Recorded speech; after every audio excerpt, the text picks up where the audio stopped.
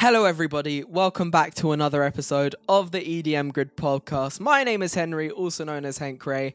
I hope you all have had a very nice Christmas and a happy new year as well. Hey, let's go.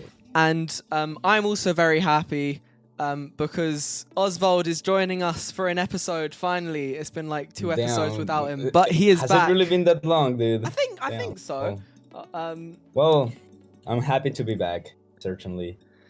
How's your new year? Dude, it's Celebrate been it well? great. On Mexico, I spent time with family and friends, and hope you guys did too. Actually. Well, now we are spending time with our latest episode from the EDM Grid podcast. I need to work on these. I need to work on these like transitions. You'll get it eventually. I'll get there somewhere. It's Skyth. Hello, dude. Skyth, how's it going? Yo, hello, Skyth or hello, Skyth? hello. It is Skyth. I got it right. I will I'm never forget the time Seamless said my name was Skyth. Absolute. I have the worst Absolute track just- record with pronouncing names. It is awful. Dude, I feel like it's a common problem with every artist alias type. Listen, if someone's name has like a V in their name and then they're supposed to pronounce it like an A, I like ever since then, it's destroyed the community of pronouncing names. It's so over. As soon as like blank space or like started his alias, it's so Oh yeah, over. no, dude. I have the worst every time. Like Oswald, like what the fuck? Just say Oswald. Your name is. Oh yeah, wait. Your name is actually Oswald. Okay, because I was gonna say your name is Oswald, but it's actually not. So I'm just a bad. I'm friend. gonna kill you, dude. I'm just a bad Please. friend. It's gone Yeah, to a you're- point where I've stopped mispronouncing artist names, and I've just mispronounced my own friend's name. So you know, it is just rather unfortunate. One of my Skyth, how's it friends' going name though? is Oh, sorry. Yeah? Yeah, I'm doing great. I was gonna How's it say one of going? my friends' name is Evade, and he has like a V, and I just remembered someone else like called him FD, and I was like, holy Damn. FD. I feel like names is just a universal problem where like no one can pronounce anything. Yeah, it's always an awkward struggle, but yeah, I'm doing good. I'm all settled in to Florida, so Have you just chill moved? and work. Oh, you moved in real recently. Yeah, I mean, somewhat recently. I've just been traveling around, so I've stayed here for the time being. Got some stuff set up and constantly just like adding to it, honestly.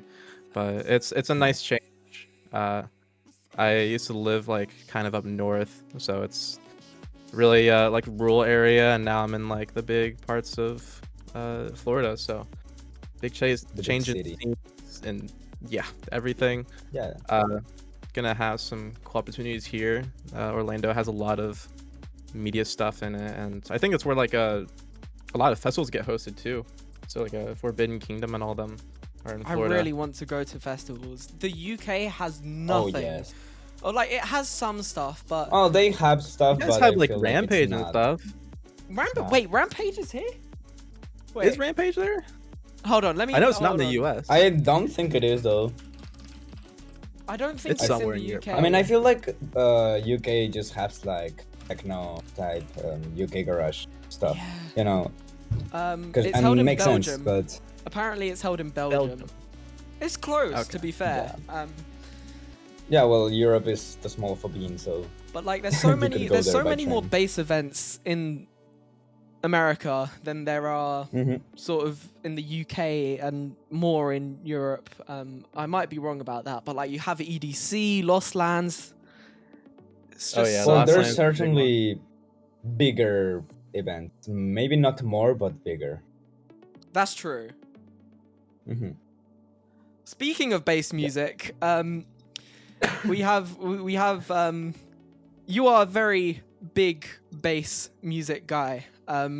Yes, indeed. That is how That's some people might describe it. Personally, some people might say that. Yeah, for sure. I'm How- sorry. No, how, but for how sure, did you like, sort of stumble in this Skyth, you're- genre? Yeah. I'm sorry? How did you stumble onto this genre? Like, what was your inspiration to making your style a very bass-heavy dubstep, bass house, mid-tempo. How did you stumble onto this? Oh gosh, just a lot of inspiration from other music over the years. I can go down like how I even started, if that's like something you want to Do it. go down. But Yeah. it's a little embarrassing to admit, but I played a lot of Halo when I was a kid, so I played a lot of games, first person shooter stuff, and people made montages. You guys probably have seen or played in like games that had montages, Call of Duty. Oh yeah. Yeah, I mean, yeah, I've seen the just, like- CS:GO ones. Yeah. Yeah, clip montages, all that stuff. So I had a lot of friends that did that stuff, and they would put music in the background, and that is literally how I got exposed to EDM. And I remember the first EDM song I ever listened to was Starfish by Savant, and I fell in love with that song so much. I listened to like all of his songs, and out of like all the songs I could have exposed to, Savant is such a underground name. I didn't even know who Skrillex was, like dead ass. I didn't know who he was, but Whoa. I discovered Savant. You actually just so- skipped over the biggest one. It was like the Yeah. straight Right. to the Just underground. skipped over how everyone goes. Yeah, really strange. And yeah, I stumbled upon that, and then Cohen Sound too was like the second one that I got really into, because they remixed the Halo 4 theme song, and that's how I found them, and I was like, oh my gosh, this is crazy. And I just like through Monster Cat, UKF, all the other labels everybody likes, I just like fell in love with it. And then at around like 15 years old, I got FL Studio. It's like the most newbie kind of DAW you could ever get. Hey, so you're I speak- started making music hey, from hey. then. You're speaking to two currently using FL Studio people. Okay. Hey, FL gang. let's WFL go. Studio, yeah. I actually no, I started on Ableton Lite when I was 14. I was like, this is so terrible. What? This is so terrible. I hate it so much. So I switched to FL Wait, immediately. so I'm sorry. You just kind of things in reverse though. Then. Usually people Like- go like from FL Studio and they're like, nah, I don't like this. Let's swap over. Yeah, to no, and Ableton." people We've go done the from opposite. Skrillex to more underground artists. You No, know? I hated Ableton. I was like, oh my gosh, how do you use this? It was so terrible, and like Fire. it was so hard to like look up tutorials too, because like not many people were using it, so I just found it easier yeah. to learn on FL anyways, which I think is a thing a lot of people should do, is like you get a more friendly environment for learning, and then you know you can kind of apply that knowledge to other DAWs. Like I can use other DAWs so easily now just because I know what everything does. Like yeah, I know what a mute button does, I know what a fader does, I know how to add plugins to it. Like all that stuff just kind of comes with the knowledge of learning whatever first DAW you have, like FL Studio.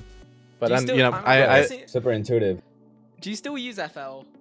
yes, I use it for everything. Mm. Everything I could ever want is in FL.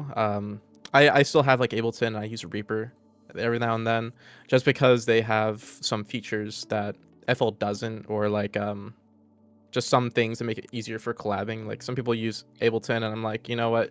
Instead of using stems, I'm just gonna use Ableton for this one. So there's some cases for using different DAWs, but I mostly stick with songwriting in FL just because it's easier. Nothing can beat the piano roll in FL. I stand by that. Oh, It's the best piano roll in the whole industry. Automations too. Yeah, automations. Well, they're pretty good. I think other DAWs are catching up right now, but automations are a big plus. Oh yeah, I just love how like freaking Side chaining is so like, easy it's on easy FL. it is to use them. Yeah. Flexible, routing- That's the word I wanted. Routing on FL is so easy now.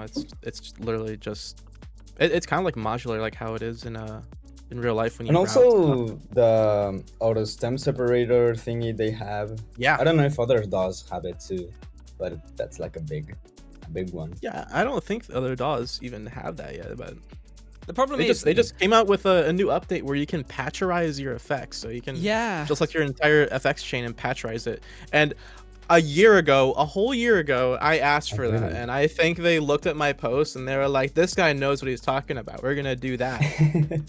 Like I credit myself for that happening. Like that was You're such too a, good. You're such a too W good. moment. Dude, Patcher. Oh my gosh, when people find out how to use Patcher, it's so over for every DAW. It's so over. They're gonna be Yeah, begging that's true. to come back. I'm guessing you use it a lot for your sort of sound design then. Yeah, I mean, I wish it was a little bit better. Like I also use like Blender, and I'm used to like their node system thing going on. If you know anything about like 3D software. Wait, Blender? Yeah, they have like a lot of connections that are similar to how Patcher works, and if they could just make it more like how Blender is with Right. Patcher, it would just be the best. Like nothing else would be close. But that's a little bit different, and I'm getting sidetracked from like my inspirations. But I can't wait for Um, someone to use Patcher and like route 100 OTTs to each other to make the most. Oh, they big already did, preset. dude. Don't worry. I'm Yeah, too late to there's- the trends apparently.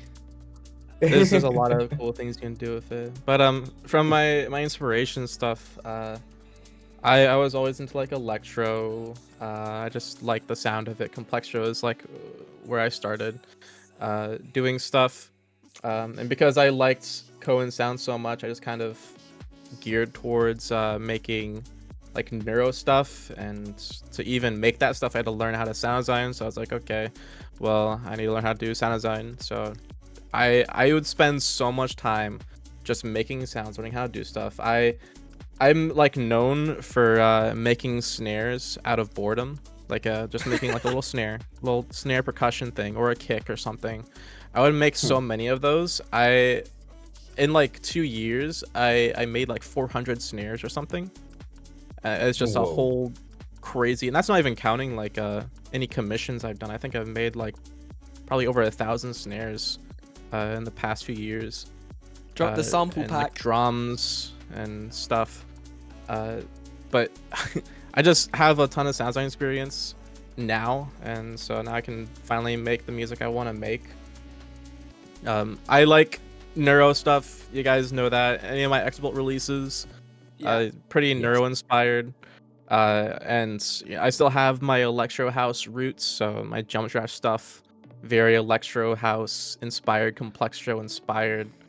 I just like heavy stuff usually, but I really like I also like jazz a lot. Like jazz was something I was like, I need to learn how to do that. That's so Jazz cool. is so common with like EDM artists. Like you've got Convexity, Skybreak, Temonite. They're all so jazzy.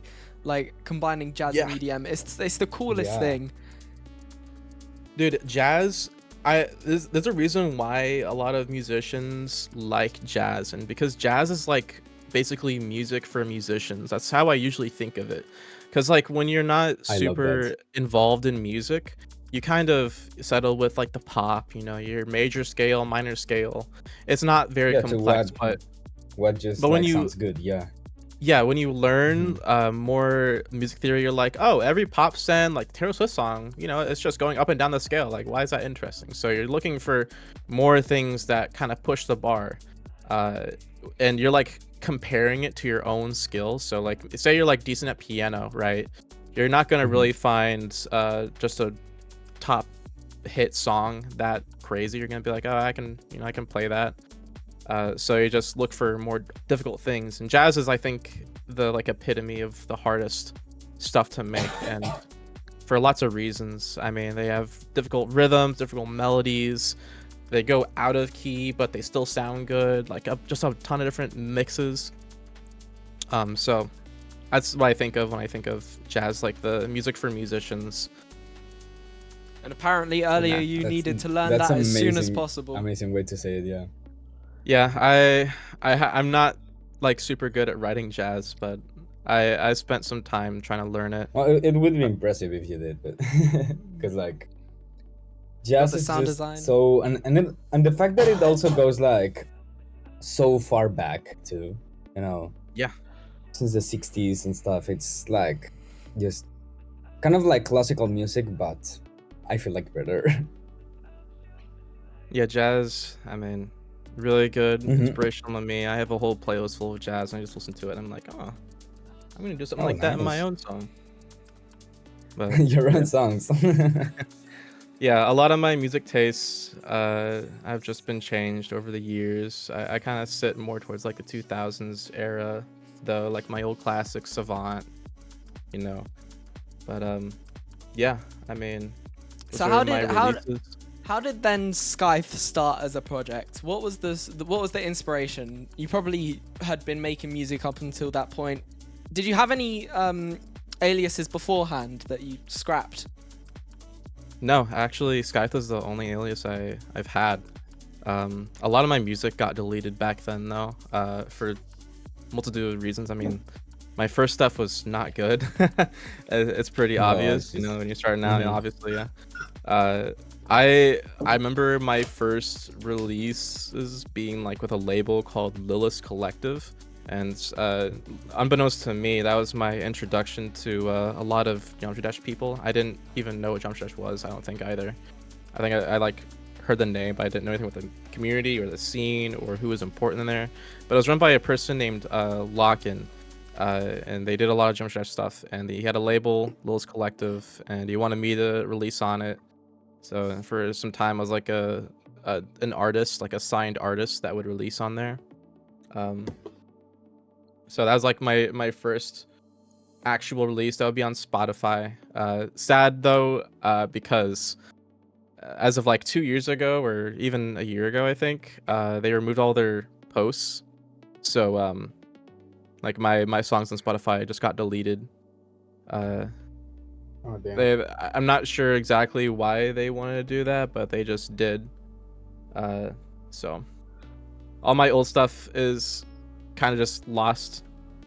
I released on do you guys know Captain Sparkles Yes. by any Yeah. chance? Yeah. Yeah. You He know that had guy? a Somewhat popular. yeah. He had a label or like a promotion channel called Marin Music. And that's like his last name is like Jordan Marin or something. He released some of my songs on his channel, and evidently I was on a few of his videos like way back then. And they were the Lilith Collective collabs, so yeah. I'm guessing was this on is like his videos. before 2020, right? Yeah, like it was like 2017 or 2018. Do you sometimes wish see. you could go back to sort of your older stuff to see how different it sounds compared to the newer stuff, or do you just sort of like forget about it? I do that every now and then. There's some ideas where like when I was really not good, and I was like, wow, that was actually pretty good for me only being a year in or something. I compare myself a lot, even to like a year ago. I'll compare some of my older projects, and I'm like, wow, I could have done that a little bit better. I could have made this, transition a little bit better or something. It's a lot of just comparing myself and making sure I'm progressing as an artist. And then there's some stuff that makes me feel like I'm a complete imposter, like imposter syndrome. I'll never be able to make that ever again. I think any artist has probably experienced that, having imposter syndrome, making a song back then that you thought was so good, and you're like, oh, I could never get to that level again, no matter what I do. That song for me is a lapse. I mean, that was also like an Exobolt release. The intro of that song is my opinion the best ever made. That I love the intro of that song so much, and whenever I hear it, I'm like, I could never do that again. I'm an imposter. But then what happens is you then revisit it in 2 years' time after you've made something better and go, wow, that was awful. Bro. Wow, that was horrendous. I just need to get past it. I'm like, oh, that's the best thing ever made. And it might be just a thing where I've thought about it being so good, where it's just like in my mind that was the best thing ever made. But yeah, What, can you still yeah. listen to it, or like is it lost till time? Oh, yeah, I still listen to it. A lot of my friends know me for that song. A lot of my friends actually like save that song. They're like non-producer friends save that song in their playlist because they're like, wow, that's really good. I'm like, it's on Nice. Exobolt 008. I'm looking at it now. Yeah. And when was the time or the point where you actually wanted to commit for this artist alias like Skyth? Where does it come from? Again, a little embarrassing, but when I was playing Halo a lot before I even did music, there was a Halo map called Scythe, and it was like It was just some kind of map someone named, and my friends, being like 12 at the time, they're just so dumb they pronounced it Skyth, and I was like, huh, that would be a cool name to have like as an artist name. So yeah, stuck. there it is. Sometimes the best Now I have names that are name. like the funniest though, and like born from the like stupidest origins in the world. Yeah, when Oh, you make like you remember when you make an artist name, like you think about like how well it is or how easy it is to search, because anybody can name themselves like Raph or some like yeah, whatever. just some any name. Like you could put your first and last name in there, but the name I have is so easily searchable. If you search it, I am the only one that comes up really, and that's just really cool to have, as opposed to any other name. So I'm glad I chose this name out of other ones. I'd like to say commiserations boss fight. That must be an absolute hell to have to keep that name after so long, because there are so many, like, you search up boss fight and it's just so many other things apart from the artist, and like Yeah, boss fight. Oof. Yeah. like Yeah, there's so many infinite artists kind of stuff. Yeah, there's so many artists where like they would be so much more popular if their name was so easier searchable, or like a Yeah, lot for more real. easier searchable. Yeah. So Do you remember like Seth's name? Like, where did it come from? oh It yeah, was, three like kind of Fez, random and then stuff. like 4 artists which he like. I think And yeah, just combine them all. That's cool. that's such a cool name Yeah. though. Like just combining different parts of what he liked into just one long thing, and it works very well.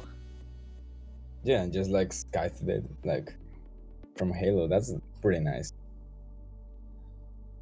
I'm guessing there Yeah, was for sure. other games that also like influenced your sort of taste in music. Like, did Geometry Dash at any point? Like, did you get into it and like bass I've actually music? never touched Geometry Dash ever. Have you not? Really? I've never, despite like releasing some big tracks on Geometry Dash, I not even played my own level. Like I've never you touched have the a game. level, like somebody made a level. No, it's an official. you. It's an official thing made by What? Robert Topala in the game. I feel like now's a good time to talk about this. Yeah. I'm super How interested. What happened? I've played the level, and the funny thing is that I didn't. This is a bit of an anecdote. I am a very big Geometry Dash player. I play it quite a lot, and I was playing through it, and as soon as the Curse Thorn boss fight started, I was like, wait, hold on, this song is actually kind of fire. And so that's the first time that I was introduced to your project, sort of playing the game, and I was like, hold on, this song is kind of good. What was it like being approached? How did that all happen?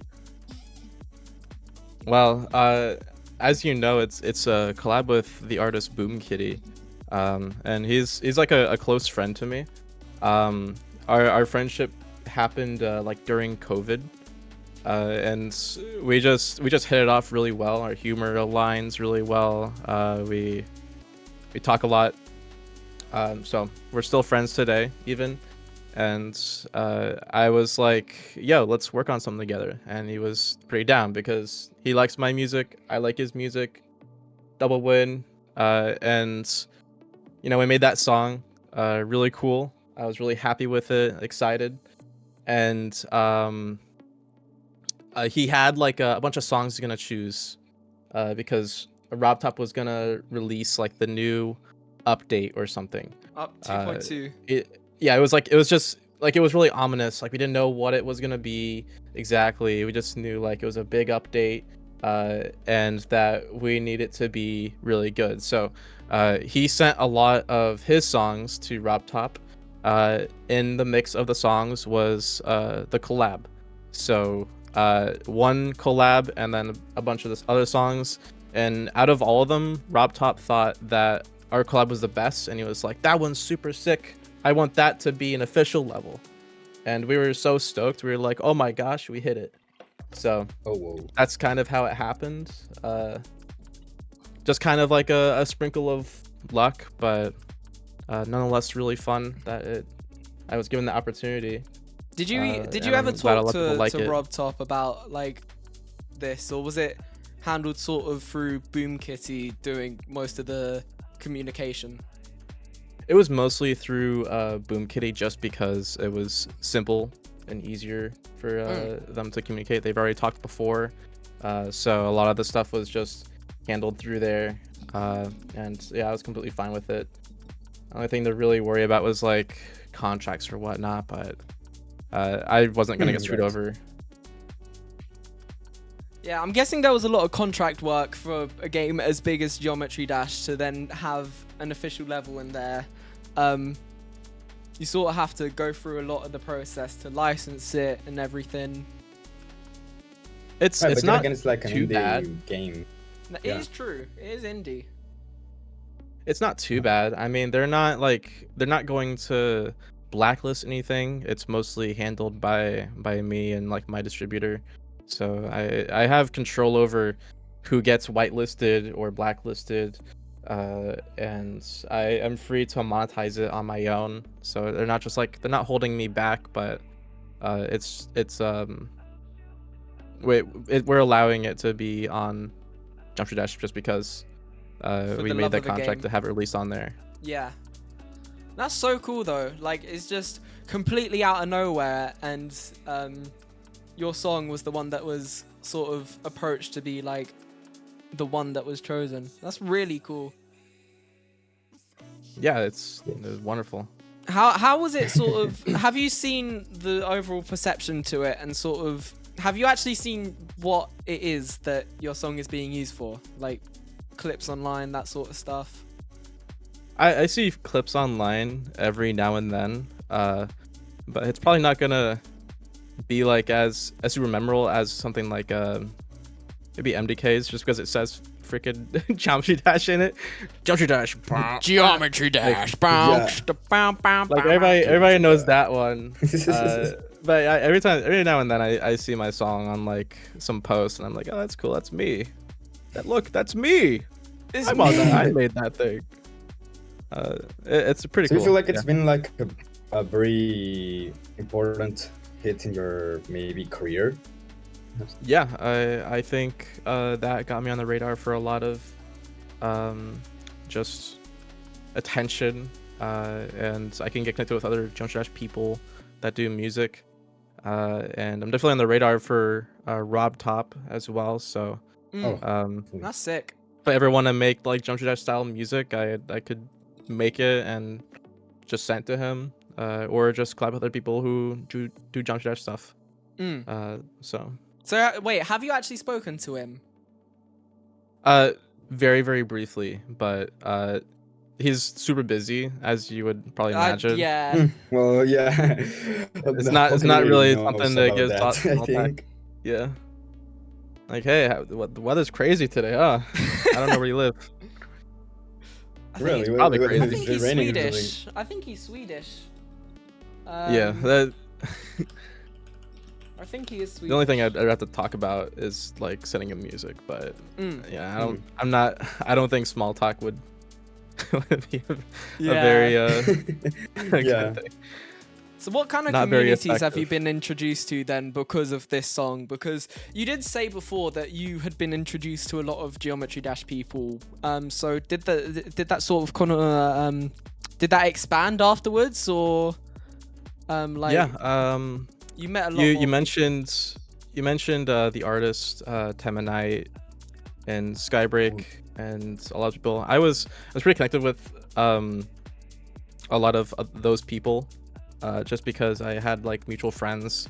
I had my friend Paper Skies, and for quite a long time there was like a friend group with me, him, Skybreak, and like a bunch of other people. So I was just kind of well acquainted, but then yeah, I managed to meet Temanite at some point. Really cool guy. Had a lot of fun hanging out with him, and he's like Nice. he's hilarious. He's got a super bright personality. It was just awesome being around him, and very inspirational. And oh my gosh, going back to the Halo montages, dude. I made a few back in my day. I edited them, and I had to show him a montage that used his song. I was like, I need to show you this just because Wait, you actually did montages. That's so funny. I showed him a montage I made when I was 14, and I was like, yo. I just have to show you this. Like, you need to see like where I was at 14 years old, and he thought it was really funny. But yeah, met some more people through Jump to Dash. Yeah, like 2 FPS, 30p, like no scopes, all of that, and like just blaring Terminite music in the background. To be fair, Halo was banging back in the day. What a full circle moment that is. I had like 200 kilobyte upload speed, so it would took hours to upload. And instead of like waiting hours, I would compress the crap out of all my videos. I would compress them so much they would all look blocky, and I'm like, who cares? Let's just get it out there. Get a 1 megabyte file out of it. Wait, did you meet like the people in real life? Like actually go and see them, or wait, where was this? I've met Boom Kitty and Temanite in real life. We met in Florida. We hung out. It was really cool. Well, that's one of the perks of living in Florida. That's true. Like, every producer lives there too. That is true. There's so many producers. There's also a lot of producers in the UK though. Like, yeah, that's true. Temanite is British. I mean, his name is Sam Norris, I think. So that is probably the most British name Dux. I think you can get in your entire life. Dux, dude. It's literally in his Spotify, I think, and like he does use it. Sam is the most British name you can get, so I'm completely not surprised. That is coming from British. British man. Sam Henry. So who else have you met like in the Geometry Dash circles then? Not really that many other people. Those are like the most significant ones. But I mean, I can beat more eventually. Just to reach out and ask for. It's nice to be in a position where sort of you could probably reach out to people and they'll be like, oh, I know this person. He makes some cool stuff. Sort of on the radar for a lot of people. So you are able to just reach out and say, hey, I really like your stuff. Yeah. I can just ask people, and you know, I usually sell myself as like, yeah, I can do a lot of sound design, mixing, and a lot of the work that you don't want to do. Because I find working with other artists, this is like a known thing. Every artist knows. Is like if you work in a collab, it sucks because you have to share a lot of files over to make sure everything works. You have a clash of ideas, so a lot of the part of collabing is just like a headache for most artists. And if you pitch it to someone where you're like, hey, I can alleviate a lot of the pressure that you'll feel, like I can take care of most of it, I can just mix it and send you things, and you can just give me your feedback, and that's all you have to worry about, then they're more open to it, and they probably would say yes. And in fact, a lot of people that I've collabed and done work with just over the years, they find that like as a big plus, and they're like, oh, you can handle all that. I can focus on what I need to do. I need to do other things. I can do that. And that's how I get a lot of jobs for ghost production. Actually, I do Nice. quite a bit of ghosting now, and you know, they do a lot of DJing or touring, and they just find it really useful to have someone producing stuff for them, just because they're so busy, and they're always on like an airport. They can't just sit down and produce music, so they're just glad to have me. Nice. So do you take the project file then for a lot of your collabs and do the mixing and mastering for some of the stuff? Majority, yeah. I think a lot of people like my mixing and mastering and sound design, so they're willing to let me take the wheel on a lot of those projects. And then you had, so moving on from Geometry Dash, you've also released on the label Chompo as well, which is really cool. Also, Yes. That's actually big, dude. Yeah. A collaboration with Boom Kitty. Was it the same thing where it was sort of the logistics? Boom Kitty was approached and Chompo liked the track, or were you a bit more involved with it this time? I'd say that I was a little bit more involved this time because we made the track and then we kind of thought we're gonna release it on Chompo because there was a mutual friend that was like part of Chompo. I can't remember what his role was in Chompo, but he had some role in it, and we were like, oh, we have a mutual person in this label, and this label's owned by Tokyo Machines, so we should try and reach out and get a song in there. So we did, and then we got it. So also met Tokyo Machine, but not in real life, unfortunately. I will one We've just day. spoken with him. Yeah, really funny guy as well. A lot of people are just naturally good in public. This is the thing with like having a genre which is dominated by all the nerds. Everyone is so chill. I was joking. So I was chill. joking with I can't remember who it was.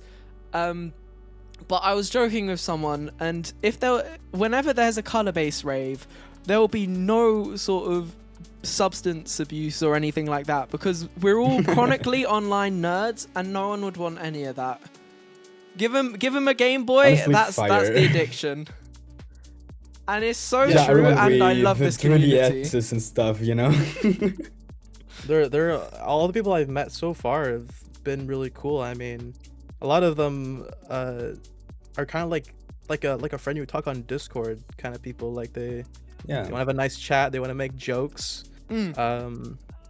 They just want to have fun and make music. I never had like any real negative experience with any of them. Honestly, they're all really good. It also helps that like they've probably also come from like, they aren't these big artists that like have had like millions and millions. They're still sort of that element of they're just making songs in their bedroom, having a good time, and there's something and you know still these cozy people are about it. passionate. Yeah. Yeah, literally. They're the kind of people that like the craft. And I admire people who like the craft like that. Like they see the actual value of trying your hardest and getting better every day. Doing it for the love of the game. Yeah. I mean, bro, I make snares just for fun. Like, talking about... That's actually pretty crazy. Like, Do you have snares out of genuinely, boredom. do you have a sample pack full of like these snares which you make, or do you just like save them to your You got it. computer and never touch them again? They're in a folder. I have a massive folder of sounds I've made, and I just keep them in there and use them for myself. You don't capitalize out of them. Come on, you need there's money Yeah, potential there. please. I had one I'd tail probably pack, but pay a lot for that. I only used 10 snares and like 10 kicks in the actual pack. That was it. Kind of like I gotta- when you have your music playlist and you just listen to the same 5 songs. I gotta sell them at some point. I mean, It's I use just free all of them. money. That would be big. See, and the thing is now, you owe EDM Grid a 5% cut because we've now given you the idea. Like, that's just how it works. oh, true. Yeah. That is just how it works. I'm sorry to say this, 5% my me, friend. 5% hungry. That's true. That's true. Yeah, dude, please, come on. You'll be taking your 3 cents for the next 3 years. Let's go. Oh yeah. Yay, stonks. The big stonks, a big investment. See, this is why we invest into the Skyth stock right now, because we will get at Might least. have to charge you guys interest though. Oh, we're gonna lose money. No. The interest rate is higher than your actual revenue. and you We lose get money. 3 cents, but it's 4 cents in interest. It's so over. Yeah, economics is probably another thing. Let's stick to music, maybe. Ah, yeah. No, but going back to how long was the sort of process of you submitting to Chompo, getting accepted, getting onto the label?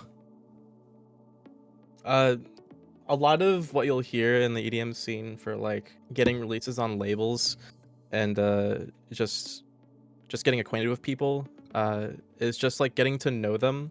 It's you have a way better chance of getting a release or a gig or a collaboration when you're like known to the person. If you probably have had an experience like that where someone you don't know has approached you and they want something from you, and you're like, I don't know you. Who are you? I don't care. Get out of here. Right. And you like shoot 'em away with your big old shotgun on your porch.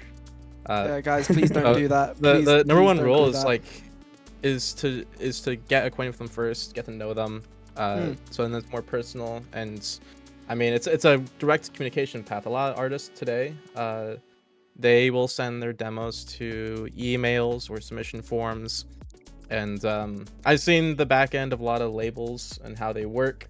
They almost never really look at those, and I'm like, I don't really know the purpose of them too much, than to find a gem every now and then.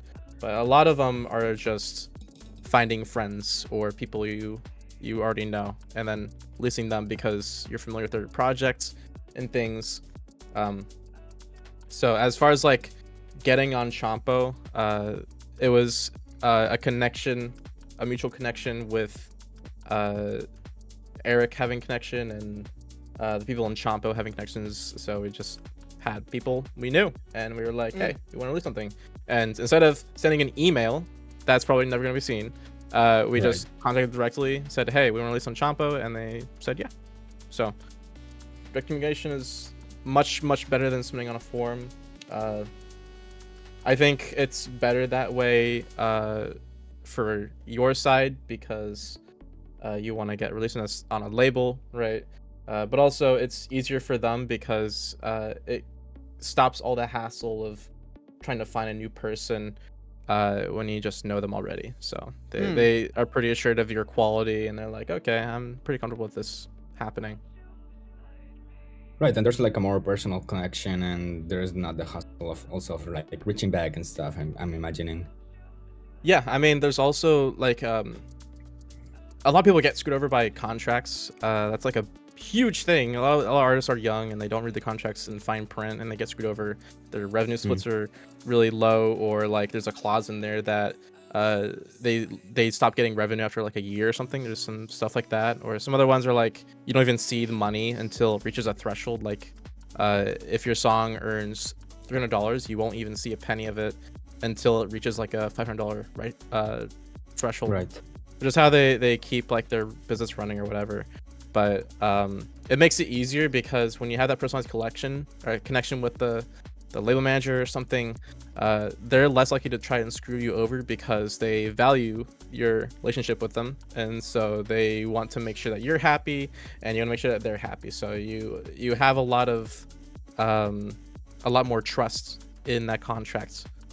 So I think that's a really valuable thing. Right. I want to now sort of move over to your recent stuff because you have released a song very recently. I think it was. Oh yeah. And by very, I mean Flashover, like right? 2 months ago. Mhm. Flashover. Insane. Oh, yeah. I just want to say that I listened to it and I was like, this sound design, this sort of dubstep is insane. You sort of have that very big bass heavy sound design throughout a lot of your songs. What are your sort of plans then moving into the new year as well? Are you going to continue making bass stuff? Do you want to branch out into other sort of genres? That's a tricky question because as far as the genres I make, I like making a lot of stuff. I feel like my core is like complextro stuff. I want to make more house stuff, but I also really love neurobass. Like neurobass is the thing I personally like the most. So it's like a lapse. A lot of my collabs I've done, if you've seen, with the artist Osmium, he's also a really close friend of mine. drum bass stuff. I really have like a passion for that kind of sound, and I just simply like it. But unfortunately, like neuro and that kind of genre drum bass isn't as popular anymore. At least like the Cohen sound style, clean drum bass stuff is not really as present in the EDM scene anymore. It's more like the jump up now, and I don't know what the genre is called. Like it's like trap, wook bass, trap? I guess. Oh, UK Wook dubstep. stuff. Yeah, UK dub.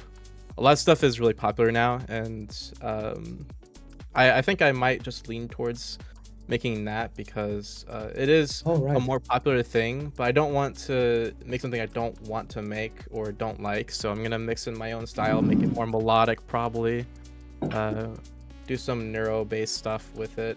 I just want to make it interesting. I don't know if I'm gonna ever make jump up though, unless I really get inspired, but I think maybe heading towards like UK dub or like electro house would be a good play. There's some. Is there sort of any big inspirations then? Because obviously we have seen Chime and Skybreak, Chime, New Era, and then Skybreak, especially- Half Blood. Especially Chime.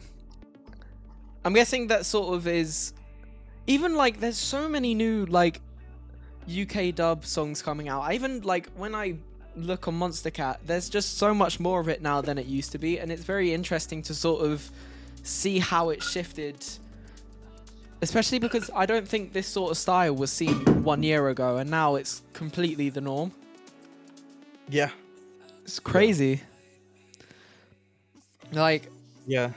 Yeah, I've also seen like big. Well, of course, Skrillex been like a massive impact. I feel like also, even though it's not too melodic, like there's certainly a new sound going on in the community that people are just like pretty addicted with. I'm also too, not gonna lie. Yeah, a lot of the artists I listen to for neuro stuff are like the Copycat. If you know that artist Copycat with 2 T's, I like him a lot. He does like really good mixes.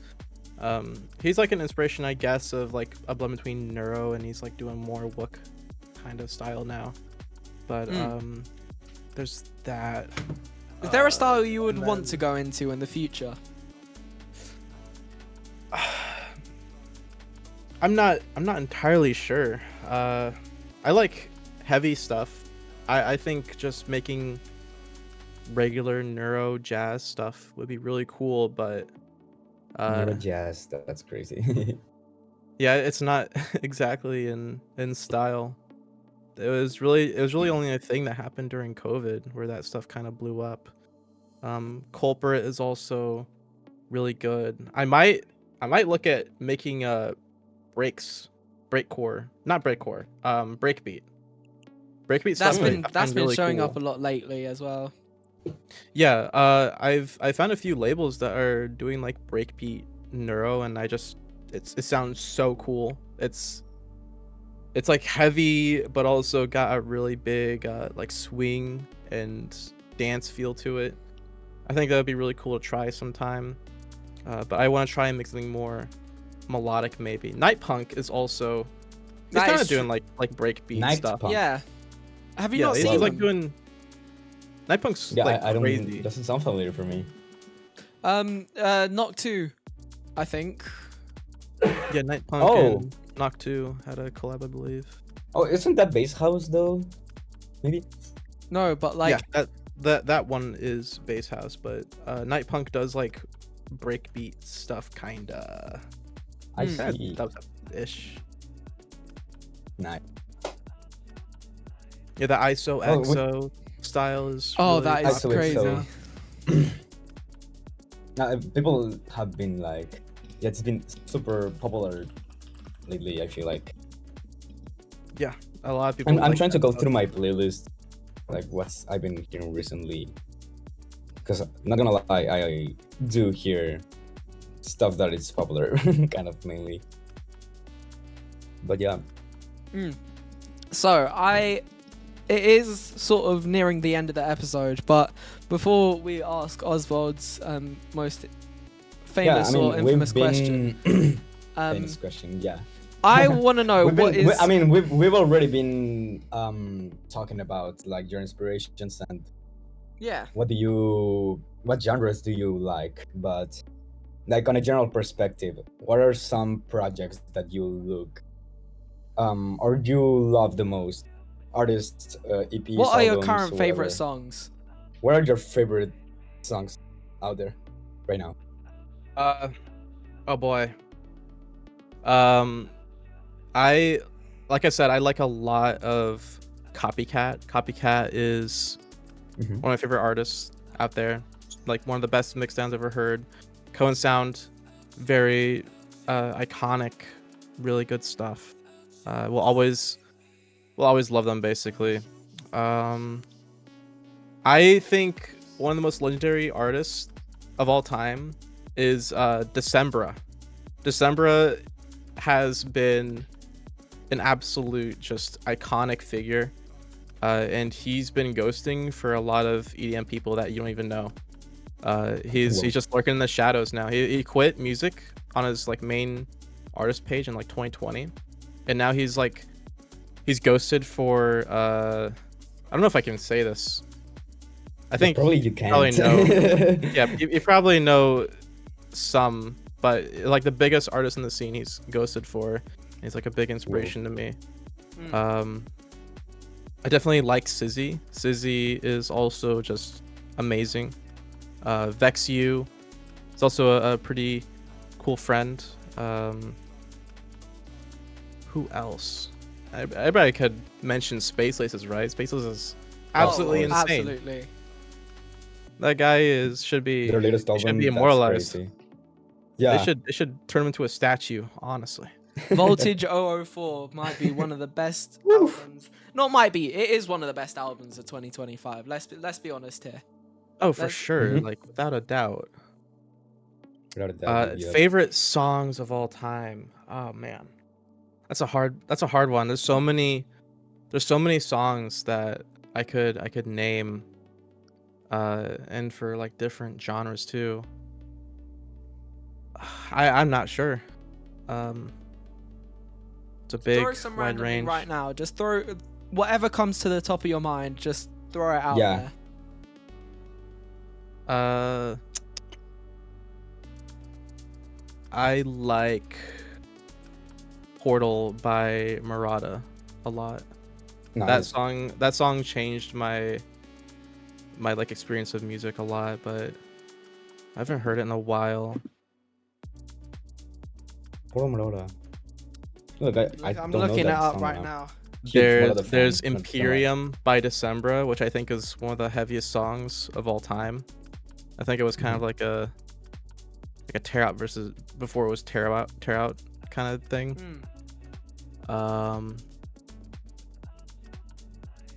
Those are really the only ones I can think of right now. There's just so many good songs out there.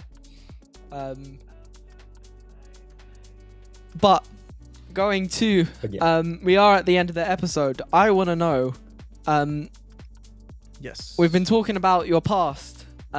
What good songs are there for your future? What stuff do you have in the works right now, that we could see in the near future? Well, I have a lot of, like I said before, I like breakbeat. I do have some melodic breakbeat that I've made and is going to come out at some point this year, upcoming months. I just need to get an artist to make some album art because I am absolutely stumped for the art that I want. You have those coming up. You might have some heavy neuro that's coming out. Maybe some electro house on some labels. Won't name what label. So keep out on the look. On a label, on Label Official. On that label? No, you gotta say the label. The label. The label. The Label Official. It's the the official one and label. only label of all time. Yeah. Yeah, dude. So we have gotten to the end of the episode, but seeing as you've been yapping with us for an hour, I think it's only right that now you sort of get to say whatever you want at the end of the episode. If you want to shout out anything which you have made, which you want to promote, you can shout out that. If you want to, tell people to go subscribe to the EDM Grid, you can do that. Now is your time to sort of say whatever. Please. Now is your time to sort of say whatever you want and shout out any projects. Say whatever you want. Yeah. All right, I'll start with this. Shout out Descent. He's the person I collabed with Flashpoint. I think he deserves a mention just because he's a really goated artist. Shout out Boom Kitty, real big homie. We're tight, awesome. And shout out all the friends that have been there along the way. As far as like labels and stuff, huge shout out to Exobolt. Exobolt has been wonderful to work with. In Fowler, that duo is super easy to work with. They're super nice. Jono, really awesome guy. Love him to death. All awesome people. And yeah, shout out CHOMPO, and you guys might be able to see some cool stuff happen in the future. Nice. Any other Any things new which you want to releases shout coming out? soon? No date determined yet, so I can't say when, but something big. We keep stocks on the Skyth project apparently. Yes, big stonks. Big stonks. Awesome. Also, just go stream his songs. It's so good. It's just, it's so good. Just Data Destruction. We didn't even mention it. Data Destruction is so it's such a banger. I don't listen to mid tempo that often, but like, I gave a quick listen through the discography. That was so good. Instant playlister right there. So go check out Skyth. The socials will be in the description. Go run up the numbers as much as you can. Yeah, hell yes. But it has gotten to the end of the episode. Skyth, thank you so much for coming on and talking with us about your journey. It has been an absolute blast. Yeah, thank you guys so much. And yeah, subscribe. Let's go. Let's go. He All said right. it. But Let's do that. once Hit again, that subscribe button and share. gotta get the numbers up. We gotta Comments, click. your favorite part.